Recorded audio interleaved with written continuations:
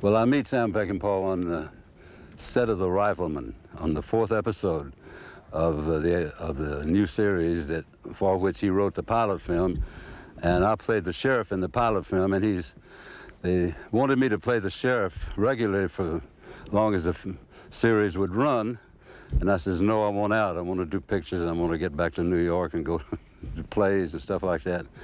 And he said, well, we'll kill you off in this episode here, which he wrote. And when we finished shooting the episode where I was shot in a bar and collapsed on the stair steps and so forth, and he said, after a while he came up and he was standing there looking at me and he said, you know, I want you to be in everything, every movie I make. I'm going to make movies out here too. He hadn't made a movie yet.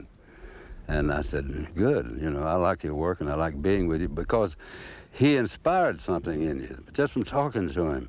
He had an intensity about him, as if he didn't know what he's doing, but he knew what he was doing. I don't know how to say that. I mean, he was opening up to the film and beginning to bring his films to the world. On Ride to High Country, he said, bring all those chickens over here now. And they'd been coming out there every day and ready to use them for whatever he wanted to use them for. And the chick said, well, Sam, we didn't bring them out today. We've been bringing them out for a week and he didn't use them, so we didn't bring them out today. He says, you didn't bring them out? He said, no, well, get the goddamn chickens out here. So they ran back in town, brought out a whole hutch of chickens, and then we saw what he was doing. They had L.Q. Jones and Warren Oates all up in this barn, and the chickens were around, and they began shooting down in those chickens just for the fun of it, because we were hiding over in the ditch to get them, trying to get to them.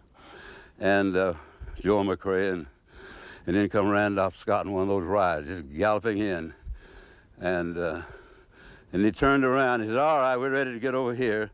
And they had me on after I'd been shot, on a sort of a crude cross over a grave, and I'm laying there, I mean, hanging over it dead and the blood dripping down. And suddenly I'm realizing, where in the heck's that coming from? And the chickens, he turned them loose and they were pecking grain all over the grave and under me and walking up on the grave. And that's the way he introduced me, being killed and blood dripping out of me, with the chickens pecking all around me. And I said, I'll be damned. I mean, what's this going to look like? Chickens pecking all around you. And when I saw it, I said, that's what it's about. You don't just blare right into it, you introduce it. He was using the chickens to introduce the violent scene. They fell in this pit, and the scene was to torture more. They had in the tub of about 3 or 4 rattlesnakes with them lips on, so they were going to dump it in on them. But when it came to doing the scene, and the actors didn't know this, L.Q. Jones and Strother Martin, they had a wash tub full of rattlesnakes, big, long, lips on, and took that whole wash tub of rattlesnakes and dumped it in on those 2 actors. And screams came out of the pit. Strother Martin, L.Q. Jones clawed his way out of that pit and got out of there. And I said, damn, man, myself, Sam, I might have had a heart attack when I saw all those snakes coming in on me. I began to get a different picture of Sam. He'd go to almost any extent. He expects you to die for him.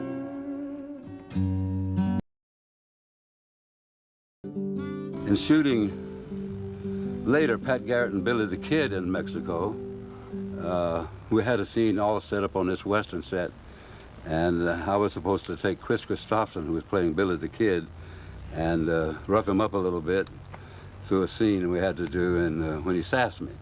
We shot it once. And I went through the emotional fury of grabbing, but it was sort of it wasn't enough. And we started the second shot of it, and he stopped me in the middle of it and says, I don't believe a damn thing you're saying or doing. And it stopped me. No director ever said anything to me like that.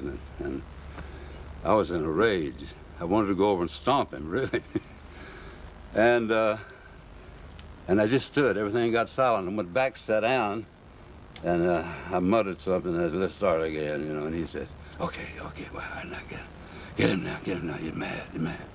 And so when I went and knocked the chair, I was supposed to let Chris Christopherson take his fall and be, you know, and I'll go grab him.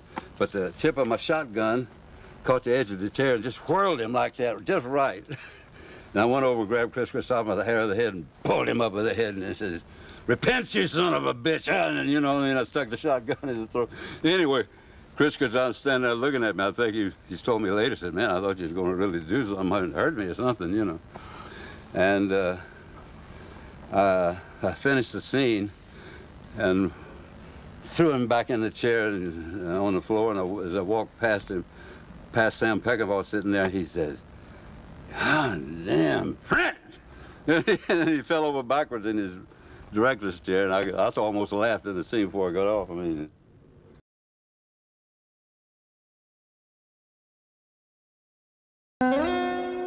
I'd seen a lot of John Ford pictures, and they're great, but Sam had an intensity in himself which he brought to a picture, and he inspired you with this weird kind of intensity that was connected to an artistic, creative spirit that Sam brought to the movies from up in Northern California, from where he grew up amongst lawyers and judges and raised on a ranch and all, but he wasn't really a cowboy like the cowboys we got to working with, and we became cowboys, and we became real people out of trying to be actors.